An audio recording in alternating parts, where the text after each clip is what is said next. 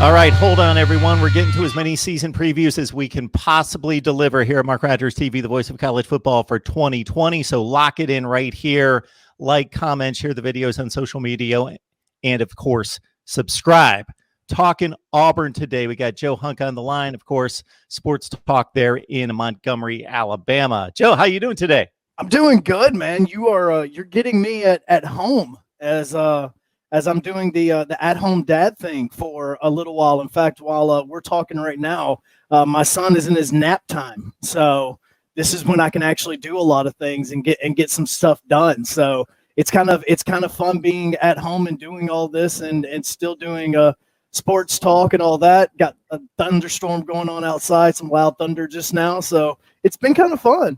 Joe, we're in slightly different stages of life when it comes to being fathers. So my father situation consists typically of texting my kids and saying, when are you guys going to be over this weekend? You need to let me know so I can arrange X, Y, and Z. And then they don't get back to me. And then they say one thing and then they come over at a different time and that sort of thing. But, you know, mine's 19 months. Mine's 19 months old.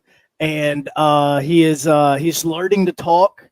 And for some odd reason, I've been told we're doing this kind of backwards, but we're also trying to potty train him at the same time. And apparently, most of the time you potty train after the child can talk, but apparently my son's a little eager to learn that step in his life. And so I hear it's a lot easier to teach a child to potty train when they can actually verbally tell you what they need to do instead of just, looking at him and going, do you need to? And he goes, uh-huh. I'm like, all right, then let's go. So that's where we are right now in 19 months old, and we are getting to hang out and have fun and do everything. And I absolutely love every single second of it, because out of all the things that people can complain about when it comes to COVID-19, coronavirus, staying at home, working from home, in fact, right over there, I have a closet that I've been doing sports talk radio in when I do my show. And, it's a little bit different. But the cool thing is that when my son was first born, I went back to work 3 days later. And so because he was born in October. So obviously, we're a little busy in October. So I went back about 3 days later. But now I get to be home with him every single day. And so we get to hang out. We get to play. I'm starting to take him to the pool because the pools are starting to open. And I really get to kind of be a dad with him and get to kind of bond with him like I didn't get to when he was first born. And it's really kind of fun. Like it really, really is. His mom tells me to make sure that he watches cartoons. I don't tell her that the cartoons that he watches is Family Guy and American Dad and Bob's Burgers and those. But he's watching cartoons and he watches them and I'll watch them and we're all good. Technically cartoons. I did catch myself a couple Family Guys just last night. Yeah, we binge watched some Bob's Burgers today, man. So it's good. I can have it on the background. He watches it because of the bright colors, and it's not some of the Puppy Dog Pals or anything else like his mom wants him to watch. Well, Joe, many would have considered Bo Nix to be a bit of a baby as a true freshman quarterback in the SEC last. See what I did with the segue there? Very nice segue. That's right. He was on the Disney Junior channel, and now he's moved over to like Disney XD. If we want to talk about that like that, but yeah, he was very young. He made a lot of mistakes, and I think that if you go back and look at that football season that he played last year, you can definitely see him growing up. And he did kind of what you wanted a quarterback to do in their freshman season. He was a game manager. And he, tried to make the smart plays a lot of times. Sometimes it didn't happen. You can go back specifically and look at the play that he threw the interception against Florida. It's been on ESPN like 13 times in the last 2 days, Auburn versus Florida from last year. And, he missed some receivers that he could have hit down there late in the game, and he learned from those. You saw him later on in the season, and you saw that against Alabama for them to get that win. And, you could see the fact that he progressed a little bit, and now he's had an off season. I don't really know how much of an off season we can kind of look at with him because this year's been very unique. I mean, this, all the way from the time that LSU won the national championship until now, everything's been a little different. And there is no spring ball. These players can't stay on campus and work out at the campus. And, it's made some things a little bit more difficult. And so I am going to be a little bit more I want to say not in tune, but paying attention to how well he's going to gel with these players, being that he didn't have those 13, 16 practices or so in the spring to work with them. Yeah, the COVID situation obviously hurting everyone because spring ball was wiped out for just about everyone. A lot of teams got in like 3 or 4 practices and then it shut down. But I think what is hurting most are the situations where you've got a first-year head coach because he couldn't have the off season to acclimate himself to the team and vice versa. Then a situation like a Bo Nix, where you see that usual jump because he's got the entire off season, but he didn't have that this time around. But the kid's a gamer. He's a baller, man. He's tough-nosed, and he is a worker. So I expect improvement. We had about a 50% completion percentage out of him against the really good teams. And so if he can, and if you're looking at the typical Bo Nix game being a 12 for 24 against a really good team like a Florida, Alabama type team, then he can just raise that a notch and complete those other 3 or 4 balls that not, Joe Burrow 80% completion percentage, but like 60. He suddenly hits like 3 other throws that extend drives. That could make just an enormous difference in some of these tight games. Well, and also people forget that, there were 2 major parts of this offense that weren't there last year. You had Anthony Schwartz not available at times. You had Eli Stove not available at times. And so there was a lot of youth on this football team, guys that he worked out with and some that got injured during the spring that he wasn't able to kind of, utilize early on in the season. And players like Anthony Schwartz, we've talked about him enough. I mean, we talked about him. Matter of fact, the last time you and I talked, there was still going to be an Olympics. There was still going to be spring ball. There was still going to be all of this. And he was a player that we talked about a lot in his potential to go over and run in the Summer Olympics. And, none of that took place because everything got pushed back. And people forget last season that he had to kind of get, put into this offense later on. And even though he kind of knew it from the previous season, it was something that you could only use him in certain plays. We saw those certain plays at times. It was an end around to Anthony Schwartz. And if he was able to get around the first defender, he was scoring a touchdown. The problem is that now you do have Chad Morris coming in, and Chad Morris got there right before and kind of during the bowl game practices. But at the same time, a brand new offensive coordinator coming in, regardless as to how much of his offense is going to get used or not, you really don't try to install much for a new team. Now, Auburn did that probably back under Tuberville's last season, before Tuberville's last season, whenever it was he moved a new offensive coordinator in, and they went from the pro eye to the spread before the bowl game, and they ended up beating Clemson in overtime. But those players were at halftime looking around going, I have no clue at what some of these calls are because we just learned this last week, or we just learned this 2 weeks ago, and now we're having to play in it. And so Chad Morris coming in is going to be bringing something in. Now, this has also been one of the best case scenarios for a Gus Malzahn football team because he is a very close to the vest guy. We know he's a close to the vest guy. He doesn't like giving much information. He has some of the most boring press conferences that you will ever see from any coach in college football, and it's all by design. The good thing for him is he didn't have to go through that this spring. He did not have to answer the questions of how much is Chad Morris implementing, any plays is Chad Morris going to be calling, even though Malzahn has said Chad Morris is going to be the offensive coordinator.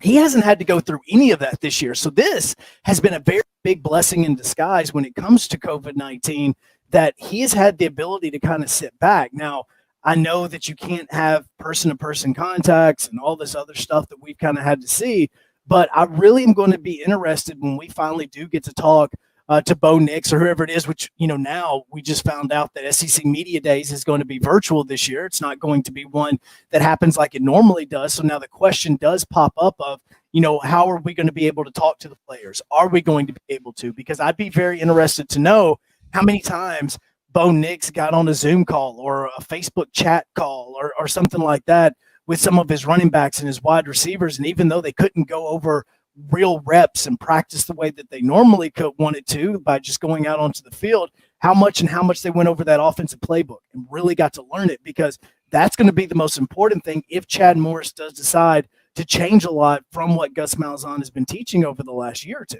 These position players at the skill positions at running back and wide receiver as a combination, potentially among the best we've seen in a long time.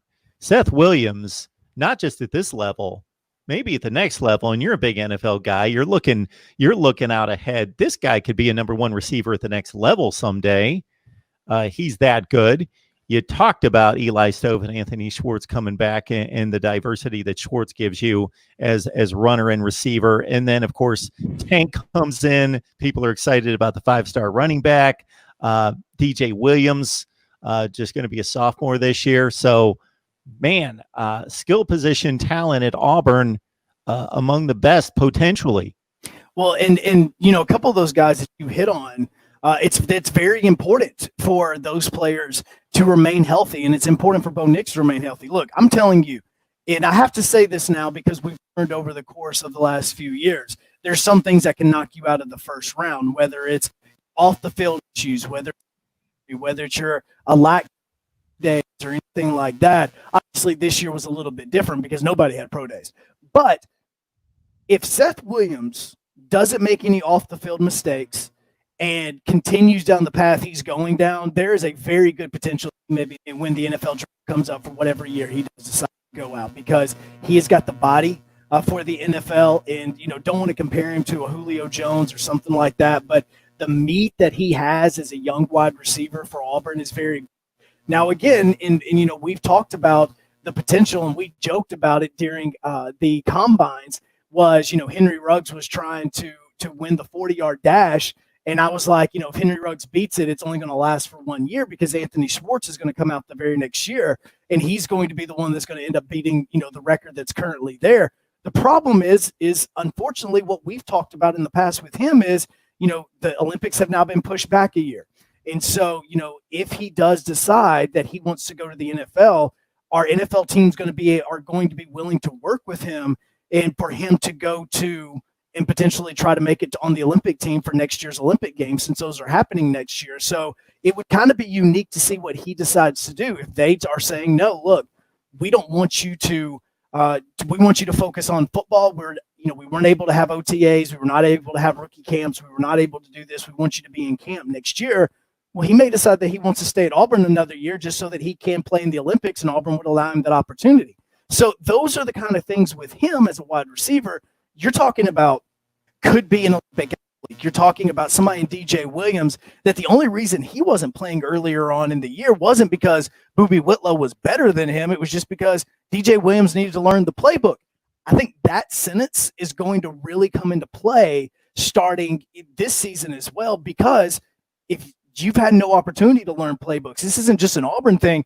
This is a college football thing, because the spring is where you learn that.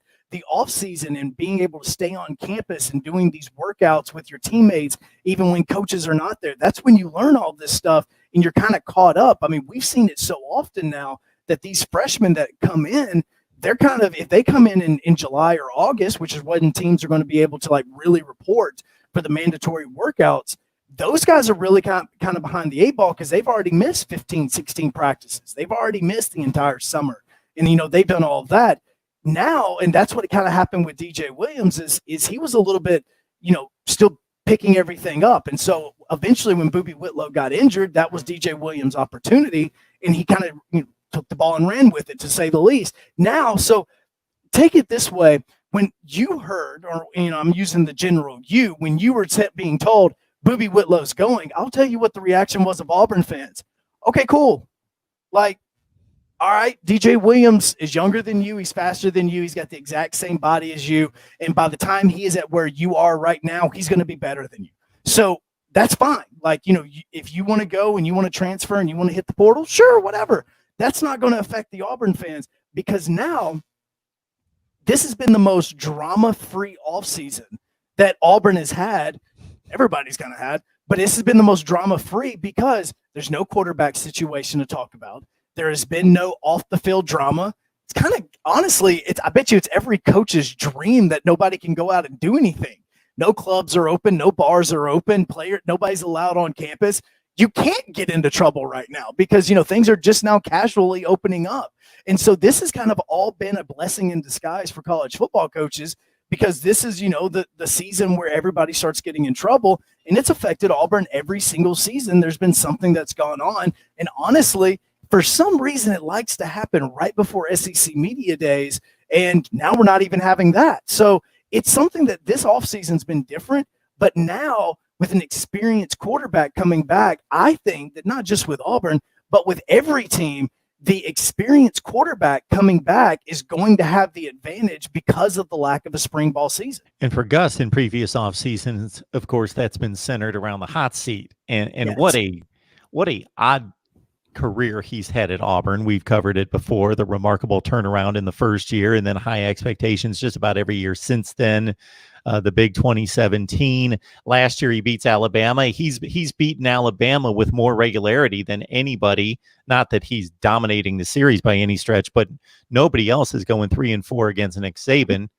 And then he comes into this season 1 year removed from the time that we were talking last summer about Gus Malzahn taking over the offense, and he's taking charge again. He's going to be back on the field and really ingrained in it. And now, boom, you bring in an experienced Chad Morris, and you're going in another direction.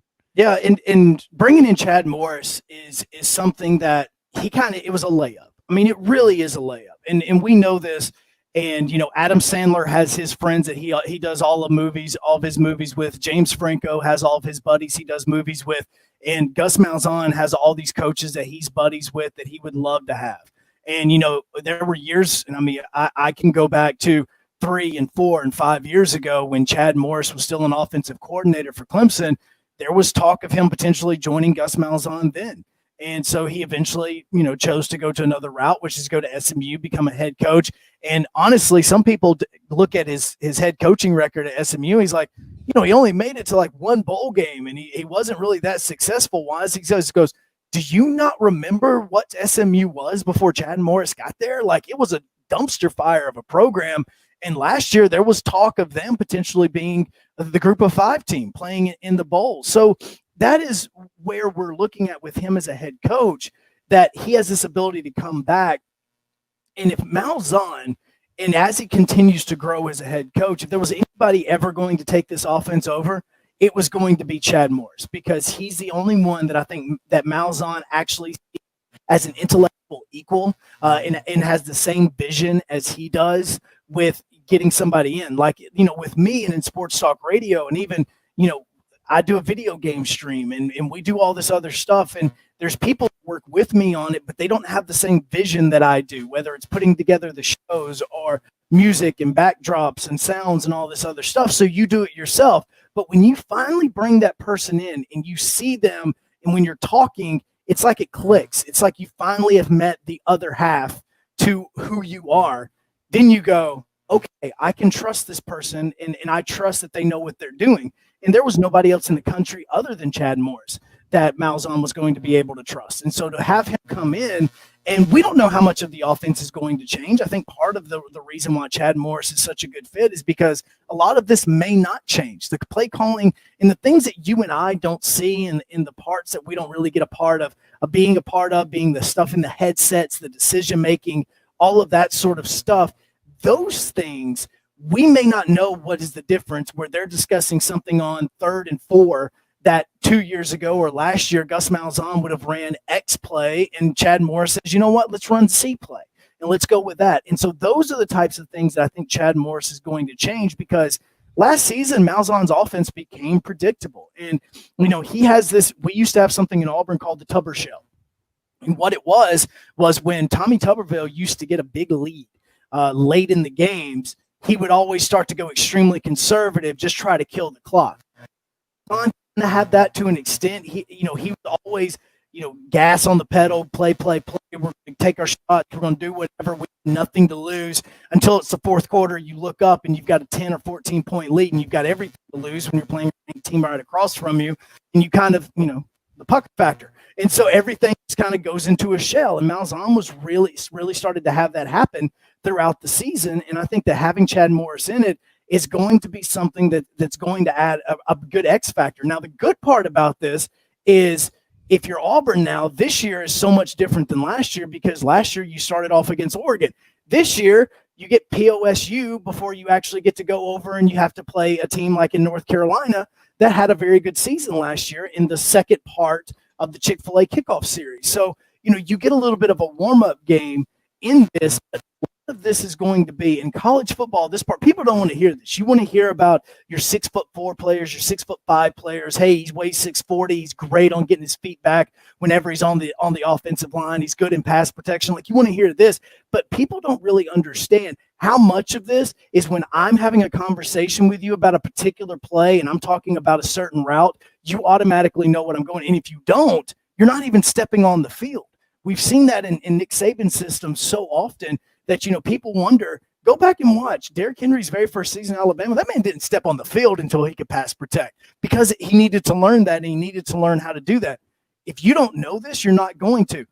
You're not going to step on the field. How is that going to affect a lot of these? I think, honestly, with this recruiting class that Malzahn had this football season and the fact that he's not really great at getting the high school offensive linemen to come. You never really see him getting the 5-star offensive linemen, the Greg Robinsons and those types that will automatically go. They kind of grow in on this football team. But what he's really good at is going to JUCO teams and bringing those offensive linemen in and making them NFL players. And this year may be his best opportunity to showcase that ability because those guys are going to have more of an opportunity to start because they've already played college football a little bit more. And in a season where younger players may be behind the 8 ball with their lack of being on the field, the lack of being in the gym the way they normally would, and all that, that could play into this. A lot of this stuff, I'm going to be very curious to see how this all plays into it because we have, on the show, my co-host, his son is playing college football this year. And we talked to his head coach, and his head coaches were talking about before the gyms were opening, these guys were having to use cans out of their kitchens and putting them in backpacks and using those for weights and stuff. You had to get extremely creative this offseason, which may not hurt a wide receiver. It may not hurt a running back, but what it will hurt is potentially your offensive linemen that could have lost weight, being that they weren't able to get in the gym like they normally would. All right, Jill, I could listen to this all day, definitely talking Auburn football, but we're up against it, unfortunately, but we'll have you back anytime. Hey, I absolutely love it, and I have nothing else to do, man. I mean, I'm about to go and watch my 753rd documentary that I've watched over the course of the last 3 months. So we're all set. Talk to me anytime, man. I'll obviously be here.